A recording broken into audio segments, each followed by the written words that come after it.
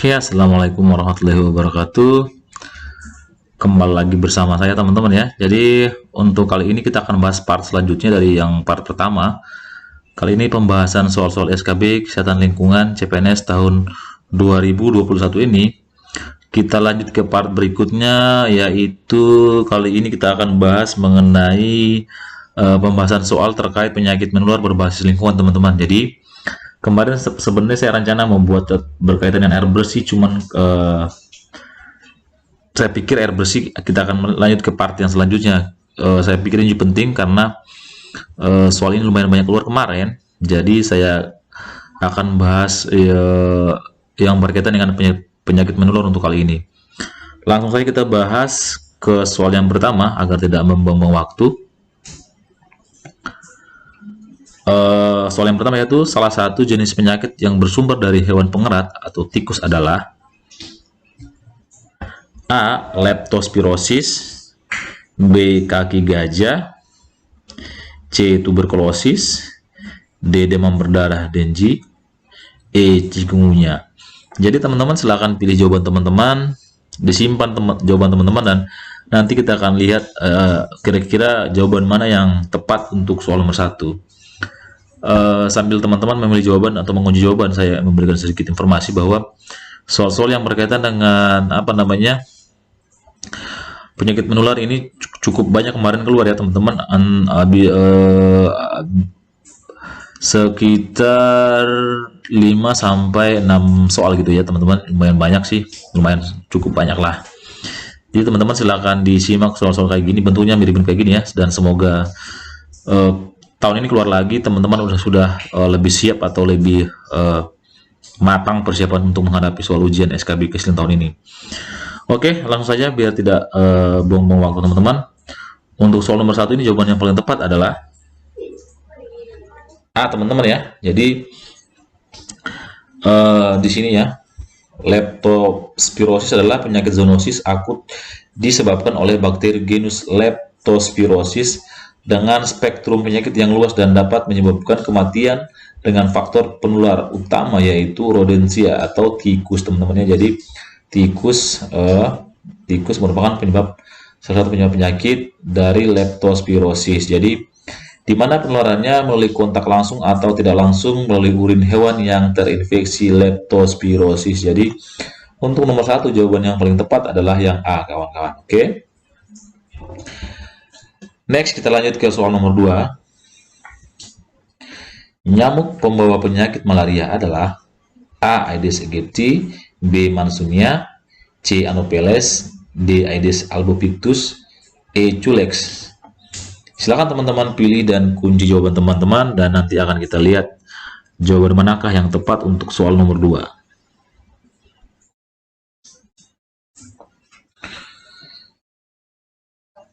Oke, untuk jawaban soal nomor 2 ini, jawaban yang paling tepat adalah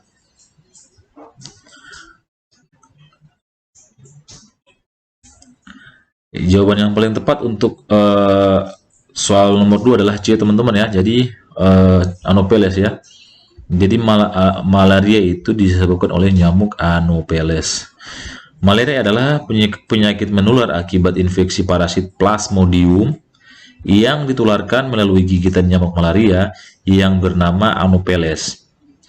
Nyamuk Anopheles, penyebab penyakit malaria ini, banyak terdapat pada daerah dengan iklim sedang, khususnya di benua Afrika dan India. Sebenarnya Asia sih, Asia pada umumnya banyak juga malaria.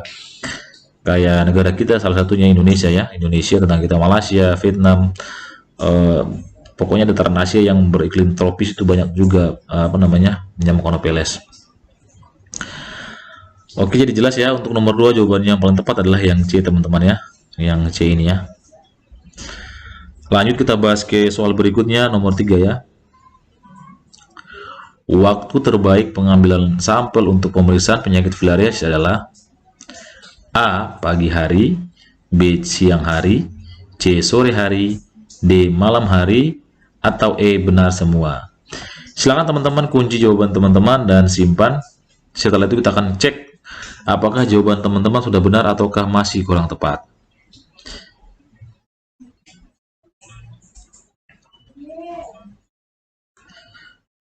Oke, dan untuk soal nomor 3, jawaban yang paling tepat adalah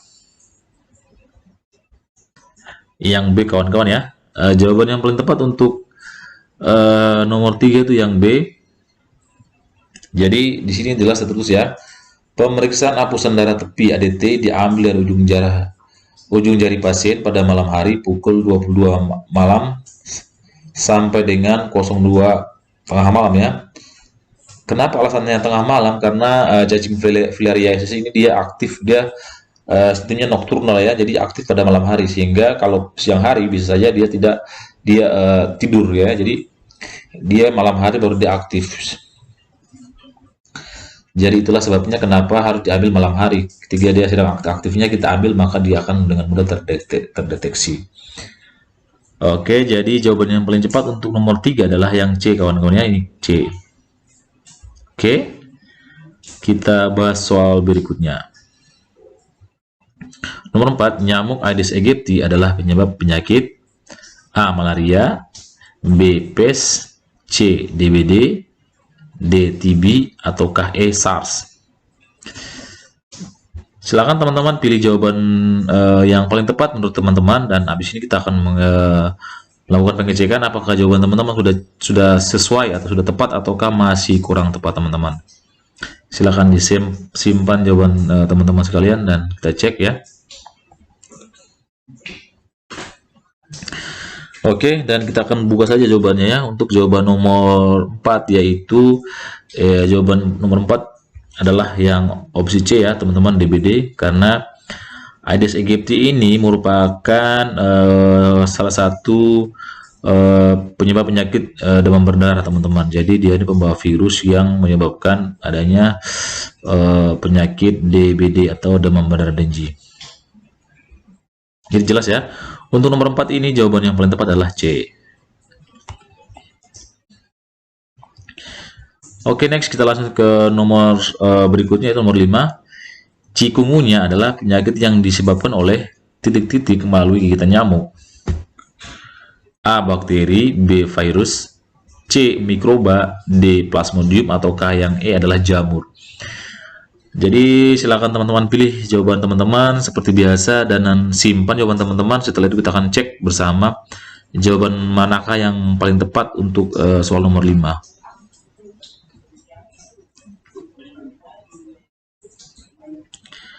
Oke, langsung saja kita cek jawaban yang paling tepat untuk soal nomor 5 adalah B, kawan-kawan ya. B yang ini, yang B. Alasannya kenapa? Karena di sini jelas tertulis bahwa infeksi virus yang ditularkan oleh nyamuk. Jadi chikungunya ditemukan di seluruh dunia, khususnya di Afrika, Asia, dan India. Gejala biasanya muncul dalam waktu seminggu. Infeksi, demam, dan nyeri sendi datang tiba-tiba. Nyeri otot, sakit kepala, kelelahan, dan ruam juga dapat terjadi. Penanganan ditujukan untuk menghilangkan gejala. Kebanyakan orang merasa lebih baik dalam waktu seminggu atau lebih setelah virus hilang dengan sendirinya. Jadi di sini jelas bahwa penyebabnya adalah virus melalui gigitan nyamuk, teman-teman ya. Jadi jawaban yang paling tepat untuk soal nomor 5 adalah yang B. Oke. Yang B, kawan-kawan ya. Oke, selanjutnya kita masuk ke soal berikutnya teman-teman ya. Kita bahas nomor 6. Soalnya adalah pengertian airborne disease adalah A. Penularan penyakit melalui media air, B. Penularan penyakit melalui media udara, C. Penularan penyakit melalui media tanah, D. Penularan penyakit melalui gigitan hewan, E. Salah semua. Jadi silakan teman-teman pilih jawaban yang menurut teman-teman tepat, tidak melenceng, dan teman-teman simpan jawabannya. Dan nanti kita akan cek bersama ya teman-teman, apakah jawaban teman-teman sudah tepat atau sesuai, ataukah masih sedikit melenceng ke arah timur atau tenggara atau ke selatan atau ke utara teman-teman ya. Silakan teman-teman pilih jawaban teman-teman dan simpan ya. Kita cek. Oke. Jadi untuk soal nomor 6 jawaban yang paling tepat adalah, jadi airborne disease adalah penularan penyakit melalui media udara, atau jawabannya yang B, kawan-kawan ya, yang ini B. Jadi pada Juli 2020 Organisasi Kesehatan Dunia atau WHO menyatakan bahwa virus corona ini yang sekarang lagi menyerang kita ini menyebar melalui udara atau airborne disease. Jadi dinyatakan bahwa COVID-19 merupakan airborne disease ya teman-teman. Airborne disease sendiri adalah penyakit yang menyebar atau ditularkan melalui udara dari waktu ke waktu seperti flu, cacar air, TBC, dan gondongan. Sementara itu, virus corona dapat bertahan lama di udara pada ruang tertutup yang minim ventilasi udara seperti di kantor, gym, ataupun di dalam mobil teman-teman. Jadi, virus yang mematikan ini merupakan salah satu, atau virus COVID ini merupakan salah satu penyakit yang masuk dalam kategori airborne disease ya teman-teman, atau penularan penyakit melalui media udara. Jadi jelas ya teman-teman, untuk nomor 6 jawaban yang tepat adalah B atau BB kawan-kawan ya. Oke, lanjut kita bahas nomor 7. Penyakit yang disebabkan oleh waterborne disease di bawah ini adalah A. Diare, B. TB, C. Flu, D. Filariasis, ataukah E. DBD. Silakan teman-teman pilih jawaban teman-teman yang menurut teman-teman sudah tepat. Klik di hati teman-teman sekalian dan disimpan jawabannya. Habis itu kita akan cek bersama apakah jawaban teman-teman sudah tepat klik ataukah masih sedikit melenceng.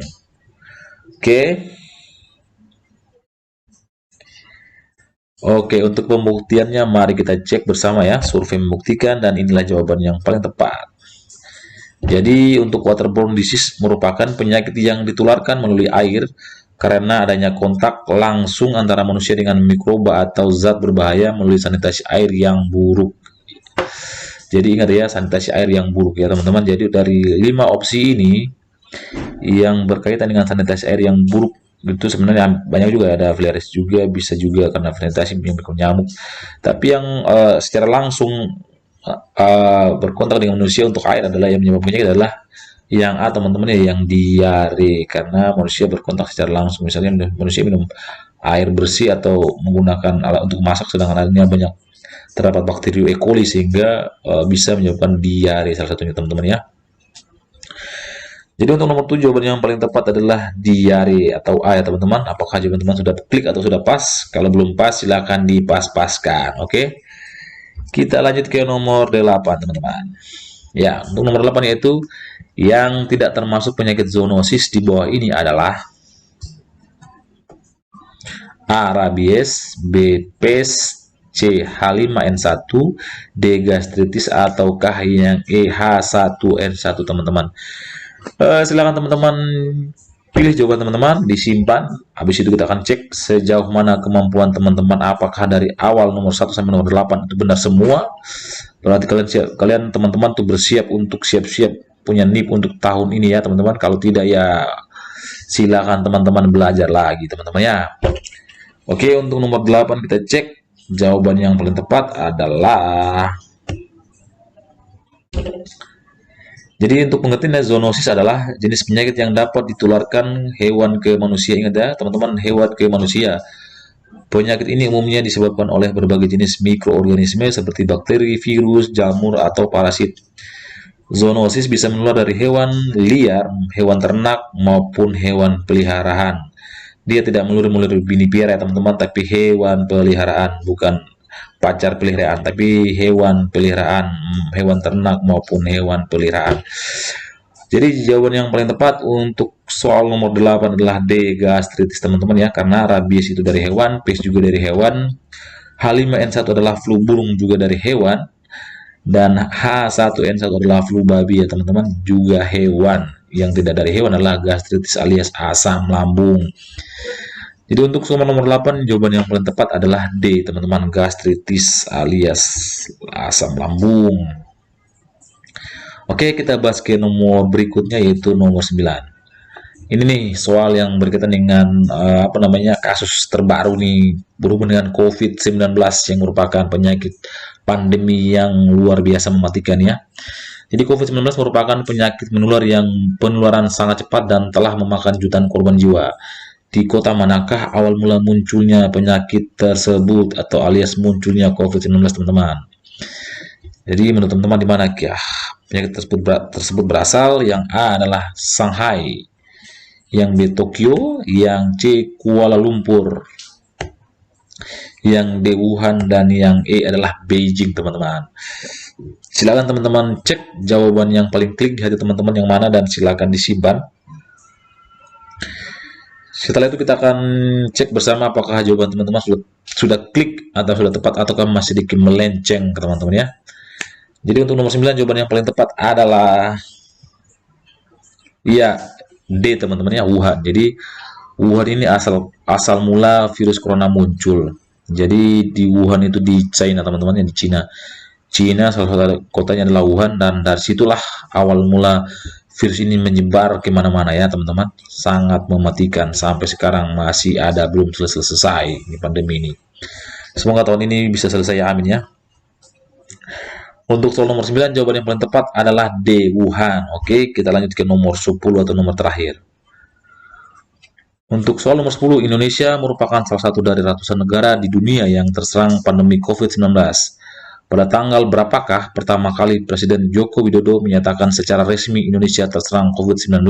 Ingat ya teman-teman ya, secara resmi, bukan tebak-tebakan. Jadi kalau untuk tebak-tebakan kita tidak tahu tanggal berapa, tapi untuk resmi ya, tanggal berapakah itu disampaikan oleh pemerintah atau oleh Presiden kita? A. Tanggal 5 Januari 2020, B. 12 Desember 2019, yang C. 2 Maret 2020, yang D. 8 Maret 2020, ataukah yang E. cuman 2 Februari doang, terserah tuh, 2000 Februari, terserah kapan. Terserah teman-teman, ini 2020, 2019, ataukah 2022. Silahkan teman-teman pilih yang mana menurut teman-teman yang pas. Silakan teman-teman pilih jawaban di antara 5 opsi ini dan pilih salah satunya, dan kita cek apakah jawaban teman-teman sudah pas ataukah masih kurang tepat, teman-teman. Oke. Dan kita akan cek jawabannya. Untuk nomor 10 jawaban yang tepat adalah C, teman-teman, yaitu Indonesia pertama kali mengkonfirmasi kasus COVID-19 pada Senin 2 Maret lalu. Jadi lalu itu maksudnya di tanggal itu di tahun 2020 kemarin ya, teman-teman. Jadi di bulan Maret itu Presiden menyatakan bahwa Presiden Jokowi mengumumkan ada 2 orang Indonesia yang positif terserang virus corona, teman-teman. Jadi mulai bulan Maret ya, kita mulai terserang virus corona, resmi dinyatakan oleh Bapak Presiden kita, Bapak Joko Widodo. Oke, itu demikianlah 10 soal pembahasan berkaitan dengan penyakit menular. Apakah teman-teman semua jawabannya benar? Kalau yang jawabannya benar semua, saya acungkan 4 jempol buat teman-teman. Dan yang masih ada salah-salah atau kurang tepat atau kurang klik, silakan teman-teman belajar lagi untuk lebih siap dalam menghadapi ujian aslinya, teman-teman ya. Ini cuman prediksi atau kisi-kisi kemungkinan keluar. Jadi kalau keluar alamin dan alhamdulillah, kalaupun tidak apa-apa. Yang penting teman-teman sudah siap dan belajar. Oke. Demikian untuk pembahasan kali ini. Mohon maaf apabila ada salah-salah kata.